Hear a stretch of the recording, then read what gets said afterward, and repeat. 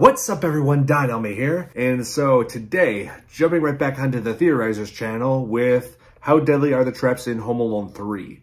And this has some of the most ridiculous traps of the entire franchise. I'm not sure like if this movie had as many deadly traps as Home Alone 2, but regardless, I'm still interested to see what Theorizer has to say. So let's check this out. It's been a solid tradition on this channel for a full 2 years now, where I take a look at the Home Alone films' traps and figure out just how deadly they truly are in real life using some pretty simple math. 2015 was the first film and 2016 was the second film, and now, despite the fact that many people hate this film, we're keeping the tradition going and moving on to Home Alone 3. And even though this movie is a bit worse than the first two, you have to admit, the traps are absolutely nuts. So let's hop in and see what can be done with all this material. Which traps in Home Alone 3 are actually deadly in real life? You think this one's bad? Try the fourth film. That was a mess. Anyway, let's check this one out. Alright, Theorizer, what do you got for us? Hello, I'm the Theorizer, and for the sake of simplicity, we'll be excluding all antics except for when things really start as standard Home Alone traps. This basically means everything from the electrocutions and on.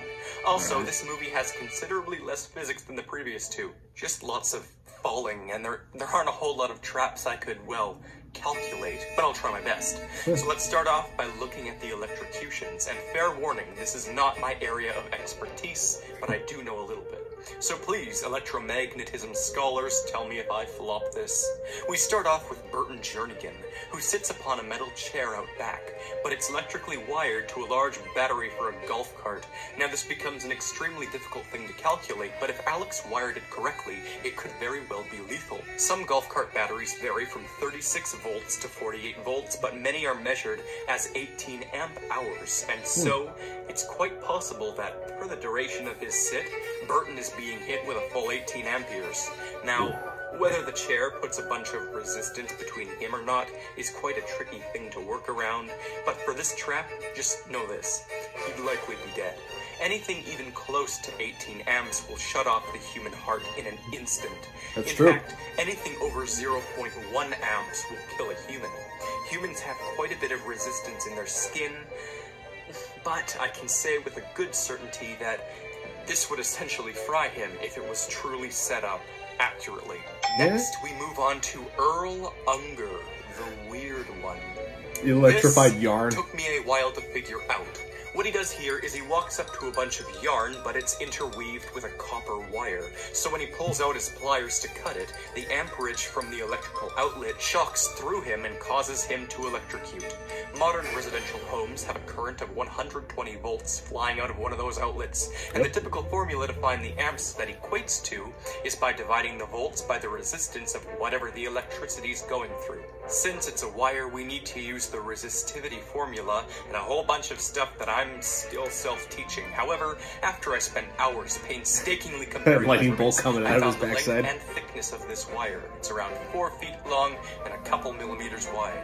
Paired with the assumption that it's copper, we can find the resistance through the wire, and therefore the amps. At the immediate area of contact with the pliers, about 2,160 amps are blasting out there. Now that seems rather high, but when you look at the resistance of human skin, it can be quite high. However, it's snowing out and his skin is moist. This reduces things significantly, but still makes the whole situation dubious and suspicious, so we'll go the trusty route and give this one a 0.5 on the death toll. Next up, Unger runs and jumps over the wire, landing on a mat which was resting on marbles, causing him to slide into an outward poking door knocker. So I measured the distance he slid and then timed it with the most accurate measurements I could find, no thanks to the film's timing inconsistencies. Finding both these therefore finds the speed he slams into the door with. 3.8 kilometers per hour or 2.4 miles an hour. Not very fast.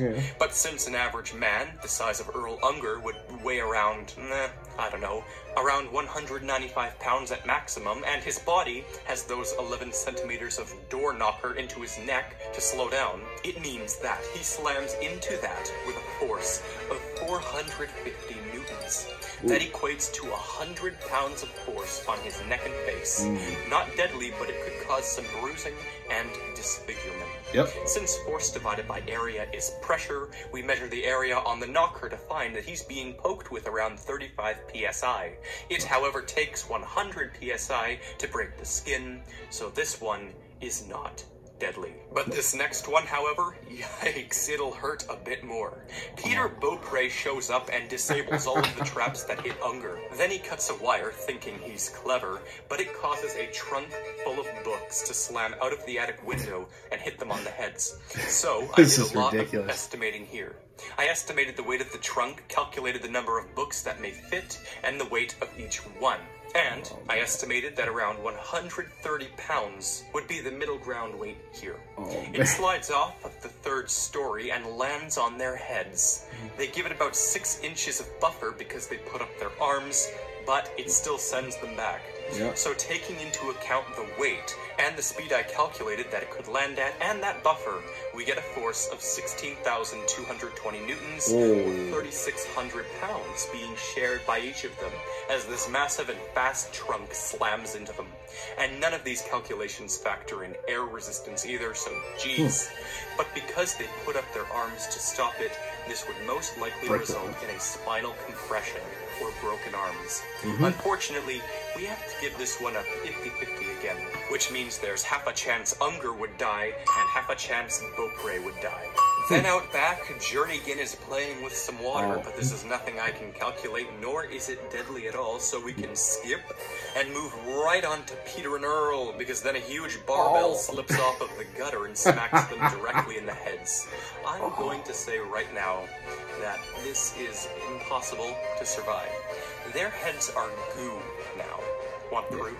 Well, I measured and calculated the weight of this whole cast iron exercise tool, which took hours of painstaking geometry and rational proportions. But I did it. This thing weighs, give or take, 168.74 kilograms, 372 pounds. Since it drops down 20 feet or 2 stories, this equation we can find incorrectly written in my profile picture can help us. That would cave your head in. This and bada bing bada boom, 20 miles an hour upon impact. But this trap is a bit different than the trunk full of books because this one slams right through them. So we have to use the momentum formulae and the impulse to find the force. Blah, blah, blah. I timed some things and got 6,500 newtons. That's around 720 pounds of force on each individual head of theirs, which is more than enough to fracture the skull. Yep. A skull will be crushed with a mere 520 pounds. But this, with included movement and it's much, much more, they be mash. 2 deaths here. Next trap. So these next ones are pretty pointless, non-harmful, and not something I can really calculate. You know, I could calculate this stuff hitting his face, but it's just like getting hit with a water balloon. Minimal pain, barely any force, and it's certainly not deadly. Also, disorient him Alice at the very least. loses a glove, and Peter injures his back when he pulls too hard on something.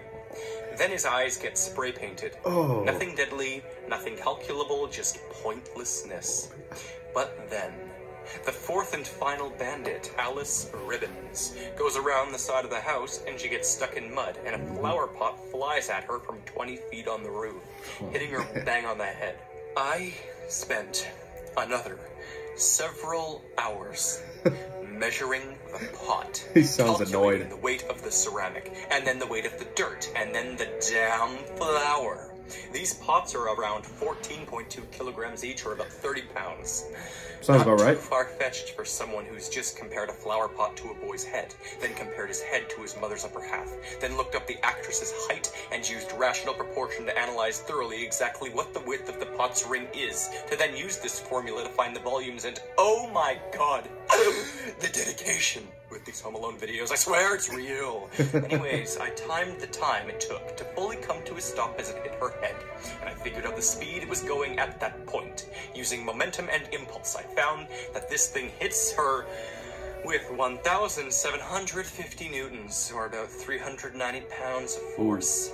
That's extremely dangerous, and won't crush the skull, but it could still knock some things loose. So let's give it another point 5. Next is the lawnmower concussion. massacre, which is very obviously deadly. I can't calculate this one, I can just show you how a lawnmower works. Straight up attempted murder. Dead. But up next is some more Alice with pots. It was mostly the same as before, except there's a bit of height change, and the time of buffer is a bit different, but the force makes out to be very similar, so yet again, a 0.5. Up next, Earl has a window barely touching his head, and he acts all hurt. Yeah, nothing here that's deadly or calculation worthy. In fact, nothing he does during this whole antic session with the glue and the box wheels is deadly or worthy of math. All that happens upcoming is a mousetrap on his fingers. But Peter has a huge metal stick fitted with a punching glove, smack him in the nutsack. Measuring the distance, time, and the time to slow down, we have our answer. A pretty minor force of 207 newtons, but that actually equates to around 46 pounds. Tell me that wouldn't hurt down there. But no, nothing deadly. When he lands, his gun blows up, but still, nothing deadly. But then Jernigan falls 3 stories into a concrete basement. Referring to my formulae, estimating his weight and doing some more impulse momentum stuff, we find that he hits the first story with a force of almost 2,300 newtons or 510 pounds. Definitely enough to disfigure a thing or two in his legs. But then he slams through and lands on the basement toilet, causing an additional 38,000 newtons of force on his spine, back, legs, and everything. Definitely a point here. Good job, Jernigan, keep on dying. Then back to Alice, who thinks she's smart by hovering above Alex's trap on the stairs. However, he booby-trapped the banister as well, causing her to flop 4 feet onto the steps below, impacting them by half a foot. Based off of the actress's weight, we can easily calculate this out to be a landing force of 4,300 newtons. Now, this honestly isn't 100% deadly in the way it's done. She would just need a wicked chiropractor to snap it back into... Oh, never mind, she did it herself. No points. Then Peter Beaupre fake farts, but Alice does a bunch of flips onto the porch. As she walks towards the back door, the planks beneath her back seems alright enough to do flips. Force downwards, causing her to fall into the furnace room. After doing some wild rotational physics, I concluded that the planks would whack her head at about 17 miles an hour. Think about that. Ouch. Somewhere above 500 newtons hitting her head, but still not deadly. Then she lands, going another 17 miles an hour when she lands. That may cause some dislocations or breaks in parts of her legs or feet, but nothing too major. However, then Beaupre walks over to the planks, hits his head, and lands on her. This is injuring to her organs in the way he lands, and it actually warrants a 0.5 for Alice here, but nothing for Pete. Now, the majority of the good traps are over, but there's a few huge ones left. First, Alice swings a field hockey stick at Jernigan's balls. Based off of the distance swung, the time it took, the light mass of the field hockey stick, and the distance of buffer into his groin, we can use the usual calculations to find that this equates to a force of only about 83 newtons. But think about it. That's around 18.5 pounds on his testicle, which is certainly painful. No death here, though. Moving on. Then there's a couple of decoys and gags, and they bang their heads together, but nothing all too deadly in the grand scheme of things. But then comes the pool scene. One simply cannot just jump 3 stories and expect to be fine. So they jump off of the 2nd story's roof, and Jernigan and Unger fly right through a decoy lining of the trampoline fabric before falling into the mostly empty pool, landing in 3 feet high icy water. After doing all of the calculations, I came to the conclusion that this was overly dangerous of them. They landed each with 165,000 newtons. That is the highest Newton number of this whole Home Alone trilogy so far. Both of them are dead, especially because they land on their backs, sort of. So, fractured spines, necks, heads, legs dead. Intensive care couldn't spare their sorry buttocks, probably because they were imploded during the landing. Double death. If that doesn't kill him, the hypothermia would have. Is Alice Ribbon's narcissistic idiocy finally getting to her? She falls 4 stories down the dumbwaiter shaft onto her neck. This is far and away the most deadly trap in the whole damn series, as far as positioning and landings go. Holy hell, look at this, it's horrific. She falls 35 feet down a shaft, and neglecting friction, she lands at 32 miles an hour. Since her spine can compress probably around 3 inches into her neck and suit and butt, this means she lands with approximately 75,000 newtons. Instant death. That's like throwing 8.3 tons onto your spine. It won't end well. You know, there's a semi-occult fetish fan club that loves to sensualize Alice ribbons. They're all over YouTube, and some of the comments are hilarious, but so inappropriate that I cannot read them aloud during a Christmas special. And other than Peter's firework explosion, which warrants a 50-50 for third-degree burns, we're done. Yeah. That's 4 deaths for Burton, 3 for Unger, 2 for Peter, and 2 or 3 for Alice. A total of 11 to 12 deaths in this film. My God. See you next year with the most abysmal link in the Home Alone franchise. I'm the Theorizer. Oh, man, I'm so not looking forward to that one. But, yeah, this guy, as always, love the details that he goes into when he's being scientific about, you know, these traps, figuring out the newtons, the force, figuring out the miles per hour these guys go. Oh, man, like, this guy puts his all into this. This guy never ceases to impress me. So, yeah, so Home Alone 3 has some deadly traps, some that are just meant to be comical, you know, mostly, like you said, are hijinks, but, yeah, I consider this film, you know, like, a lot of people say, like, Home Alone 3 is not that great, which I will admit it's not as great as the first 2 films, but I consider this a worthy sequel compared to Home Alone 4 or Home Alone Taking Back the House. Ugh. Man, what a complete mess that film was.